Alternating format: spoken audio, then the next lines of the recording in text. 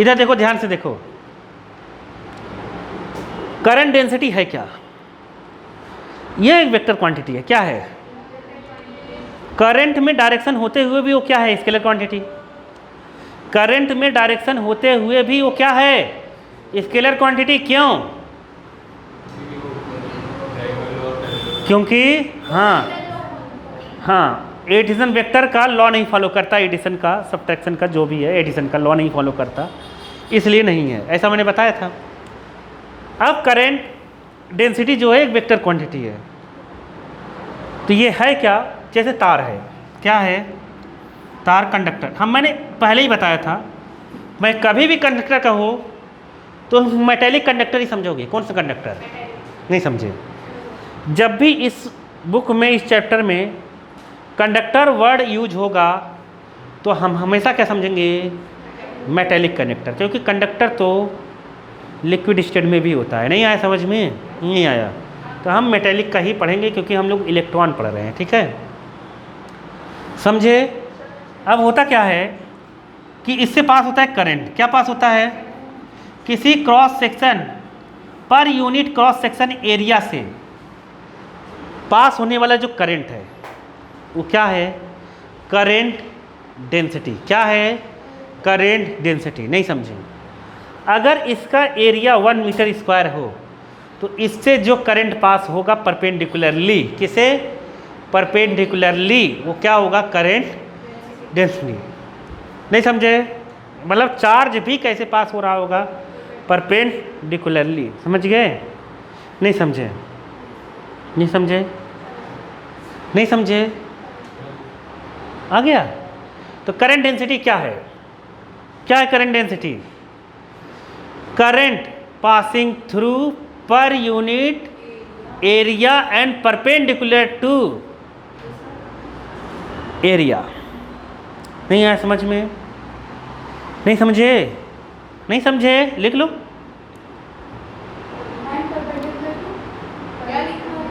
वही area. Current passing through per unit area and perpendicular to area या cross section area. जो लिखना है लिख लो अपने मन से। आया? अब देखो, समझ गए? विच करंट, देखो इसको ऐसे भी लिख सकते हो, विच करंट पासिंग थ्रू। क्या? Which current passing through perpendicular to per unit area या cross section area, per unit cross section area of conductor called current density. Called current density. नहीं आया क्या? जो करंट, हिंदी में बोल रहा, जो करंट परपेंडिकुलर पास हो कंडक्टर के क्रॉस सेक्शन एरिया से, पर यूनिट एरिया से, वो क्या कहलाएगा? Current density. कितना इजी है, तुम लोग समझ नहीं पाए क्या? करंट पास हो, लेकिन वो करंट कैसा पास होना चाहिए? इसके परपेंडिकुलर पास होना चाहिए। आया कि नहीं आया? आया कि नहीं? नहीं आया? दूसरी डेफिनेशन लिखा कि नहीं? दूसरी मतलब अपने मन से कुछ भी बना के लिख सकते हो। नहीं समझे? नहीं समझे? अरे अपने मन से लिखना है, क्या लिख देंगे? इफ आई पासिंग, किससे? Passing 1 metre square cross section area. क्या? क्रॉस सेक्शन एरिया है कि नहीं? एंड करंट क्या हो? Perpendicular to cross section area. This current called क्या? Current density. नहीं आया समझ में? मतलब कुछ भी लिख दो। नहीं आया समझ में? तुम लोग डरना नहीं है क्या? मतलब डेफिनेशन याद करेंगे हम। कितना डेफिनेशन याद करेंगे? हाँ, सुनो तो, डेफिनेशन को समझो। अब देखो सुनो, अगर ऐसे क्रॉस सेक्शन है, इससे करंट ऐसे पास हो रहा है, ठीक है? तो परपेंडिकुलर पास हो रहा है, क्या हो रहा है, परपेंडिकुलर पास हो रहा है करंट। अरे ये सरफेस एरिया है ना, ये पता है नहीं तुम लोगों को, सरफेस एरिया एक वेक्टर क्वांटिटी है, क्या है, सरफेस एरिया जो है ना एक वेक्टर क्वांटिटी है। कौन सी, वेक्टर क्वांटिटी है। आया समझ में कि नहीं? तो नीचे लिख लो, it is a vector quantity. Current density भी वेक्टर क्वांटिटी है। करंट डेंसिटी भी क्या है, एक होने वाली बात थी, एक होने वाली बात थी। करंट डेंसिटी एक वेक्टर क्वांटिटी है क्योंकि एरिया पर डिपेंड करता है किस पर, एरिया वेक्टर क्वांटिटी है। करंट की सेल क्वांटिटी इसलिए वेक्टर क्वांटिटी है। नहीं आया, आया? देखो करंट डेंसिटी करंट और एरिया से रिलेटेड है। किससे रिलेटेड है? मान लीजिए एरिया ए, एरिया क्या है, ए, तो जे इक्वल टू क्या लिखेंगे, आई बाई ए। क्या लिखेंगे, आई बाई ए। अरे आया कि नहीं आया? अरे नहीं आया क्या? नहीं आया तुम्हें?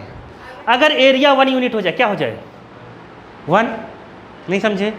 ये अगर 1 हो जाए, जे इक्वल टू आई, वही तो कहा, विच करेंट, क्या है, जो करंट, करंट ही करंट डेंसिटी है अगर एरिया 1 हो जाए और वो परपेंडिकुलर पास हो। करंट कैसा हो, परपेंडिकुलरली पास हो। अरे आया कि नहीं आया? अरे नहीं आया क्या? अरे बोलो मुंह खोल के, लिख लो। करंट डेंसिटी वेक्टर क्वांटिटी है, क्या है, लिखो लिखो लिखो, जल्दी लिखो। करंट डेंसिटी क्या है, एक वेक्टर क्वांटिटी। अगर ऐसा है, मान लो ऐसा है, इस स्टाइल से इसको लिखते हैं। कोई कहते वेक्टर में लिखा, कहीं नहीं लिखा, लिखा है क्या बुक में? वेक्टर में करंट डेंसिटी को लिखा है क्या बुक में? जो मोटा मोटा वर्ड लिखा है एनसीईआरटी में, मोटा मोटा बोल बोल करके, वो मतलब वेक्टर है। क्या है, वेक्टर लिखा है। क्या लिखा है, वेक्टर लिखा है। बुक में कहीं भी बोल्ड करके लेटर को लिखा है, क्या लिखा है, वेक्टर। नहीं, लेटर का मतलब नहीं है, मतलब अल्फ़ाबेट जो लिखे हैं, जैसे ई लिखा है बोल्ड करके, मतलब उसके ऊपर वेक्टर लगा है। नहीं आया? दिख नहीं रहा तुम्हें, वो कहाँ आया कि वेक्टर है? आया? सुनो तो, देखो ध्यान से सुनो, ध्यान से सुनो। बहुत ईजी है बालक, बहुत ईजी, बहुत ज़्यादा। इसकी डायरेक्शन जो होती है करंट की डायरेक्शन से किधर होती है? अरे इधर देख लो ध्यान से, बहुत मार दूंगा मैं, क्रोध आ रहा है मुझे, एकदम बता रहा हूँ मैं तुम्हें। देखो ये इसकी डायरेक्शन करंट की डायरेक्शन होती है, क्या होती है, direction of J, direction of है जे, समझ गए कि नहीं? सेम टू किसके, करंट डायरेक्शन, किसके, करंट डायरेक्शन। तुम्हें इजी लग रहा है कि नहीं लग रहा है? अरे बहुत इजी है, बस करंट स्केलर है और ये क्या है, वेक्टर है। आया कि नहीं आया? अरे देखो तुम्हें तो, देखो स्टाइल से लिखेंगे, देखो तो इधर, अगर इसको वेक्टर लगाना है ऊपर, ऊपर क्या लगाना है, 3 कंडीशन, क्या लगाना है, तो इसको चाहिए दिशा, क्या चाहिए, दिशा, दिशा दे दो, दिशा दे दो, लो दिशा दे दिया, डायरेक्शन। अब यहाँ आई तो स्केलर है, आई तो स्केलर है, आई तो क्या है, स्केलर है। ए ऐसे लिख दिया, तो दिशा तुम इसको 2 तरीके से लिख सकते हो। पहले क्या, स्टाइल से लिखेंगे, इसको देना है डायरेक्शन, क्या देना है, हम डायरेक्शन दे कहाँ, हम डायरेक्शन दे कहाँ, तो हम ऐसे ही डायरेक्शन देते हैं, मन से कोई दिक्कत थोड़ी नहीं है। अरे पगली हो क्या एकदम। एन कैप क्या है, ये एरिया का डायरेक्शन इधर, अरे एरिया का डायरेक्शन, खंड खंड नहीं आया समझ में, करंट इधर जा रहा है, एन कैप भी इधर जा रहा है, अरे ये हम पढ़ चुके हैं, एरिया का डायरेक्शन नहीं आया क्या समझ में। ऐसे ये एन जो रहता है परपेंडिकुलर रहता है, ऐसे जैसे सरफेस है ना, भक्क से एन नहीं आया, परपेंडिकुलर टू सरफेस नहीं आया, डायरेक्शन में लिख दिया, कोई दिक्कत नहीं, एकदम डरा नहीं, एकदम डर लग रहा है क्या तुम्हें? देखो अच्छा लिखना है और अच्छा लिख देते हैं, लो जे है। तो बताओ अगर इसको वेक्टर में लिखना है, देखो ध्यान से, आई तो स्केलर है, आई तो क्या है, वेक्टर कौन है, ए, इसको मैं ऐसे लिख देते हैं। अरे बोलो मुंह खोल के, क्या गलत है? अरे अरे नहीं समझे क्या, नहीं समझे, कुछ भी लिख दो सब सही है। नहीं आया? अरे बोलो नहीं आया क्या, आ गया नहीं समझ में? एकदम टेंशन लेने की जरूरत नहीं है, ठीक है। दुनिया में कोई भी बहुत ज़्यादा स्पेशलिस्ट है ही नहीं बालक किसी चीज़ में, ठीक है। हर चीज़ की क्या है, बड़ा है। मान लो ये परपेंडिकुलर नहीं जा रहा है, क्या नहीं, कैसे नहीं जा रहा है, परपेंडिकुलर नहीं है, एरिया थोड़ा सा टेढ़ा है। एरिया कैसा है, टेढ़ा, एरिया टेढ़े हो गए हैं बच्चे, एरिया ही टेढ़ा हो गया। ये करंट है, क्या है, करंट की डायरेक्शन ये है, लो एरिया टेढ़ा कर देते, क्या कर देते हैं, एरिया टेढ़ा हो गया। अब बताओ एरिया की डायरेक्शन इधर है कि नहीं है? अरे मुंह खोल के बोलो, है कि नहीं है? आई इधर है आई परपेंडिकुलर होना चाहिए ए के, होना चाहिए कि नहीं होना चाहिए? तो हमको इसको ऐसे सीधे करना पड़ेगा कि नहीं करना पड़ेगा? मान लेते हैं इसके बीच का एंगल कितना है? थीटा है। कितना मान लेते हैं? थीटा। आया समझ में नहीं आया? अब इसको अगर ऐसे करना है, कैसे? सीधे। कैसे? तो ये ए ऐसे आना चाहिए, आई में आना चाहिए। अरे नहीं समझे, ये ए अगर आई में आ गया तो मतलब ये सीधा हो गया। अरे समझे कि नहीं समझे? समझ नहीं पाए क्या? तभी तो ऐसे खड़ा होगा। तो इसमें दो कंपोनेंट होंगे। कितने कंपोनेंट? दो। समझ गए? कितने कंपोनेंट होंगे? दो। एक तो ये है और दूसरा जस्ट इसके क्या होगा? परपेंडिकुलर। क्या होगा? ऐसे होगा। होगा कि नहीं होगा? तो ए है तो ए इधर कितना बनेगा? मैं 50 बार बता चुका हूँ, मुँह मारने का मन करता है तुम लोगों को। देखो ये थीटा है, ये ए है, तो मैंने बताया ये ए कॉस थीटा होगा। क्या होगा? अरे बताइए कि नहीं? ये क्या होगा? ये साइन थीटा। अरे समझे कि नहीं समझे? तो ये कितना हो गया? ये वाला कितना हो गया बताओ? ये कितना हो गया? ए कॉस थीटा। आया कि नहीं आया? आ गया। अब बताओ करंट डेंसिटी क्या बन गया? करंट डेंसिटी इक्वल टू क्या बन गया? आई ए कॉस थीटा। अरे नहीं समझे क्या? नहीं समझे? ये परपेंडिकुलर वाला हो गया। आया कि नहीं आया?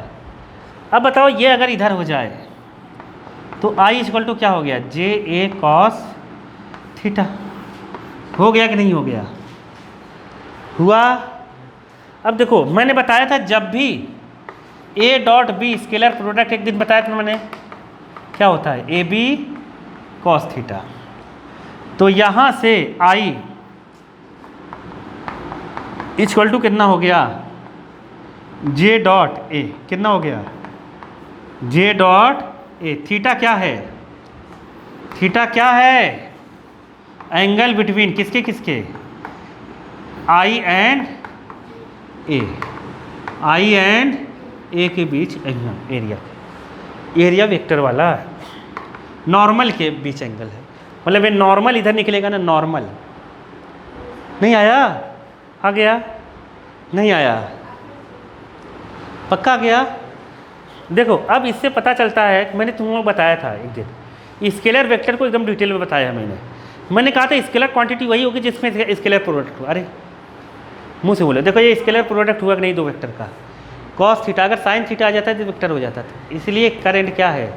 Scalar quantity. क्या है? Scalar quantity. बताओ आ गया कि नहीं? कुछ करंट डेंसिटी एकदम अच्छे से आ गया कि नहीं आया? नहीं आया? करंट डेंसिटी जब भी आएगा ये लिखना नहीं, नॉर्मल अपने फार्मूले लिखना है करंट डेंसिटी का, J equal to I by ए। जब वो थीटा बनाएगा तभी लिखना है। आया समझ में? नहीं? आई बाई कितना है? ए।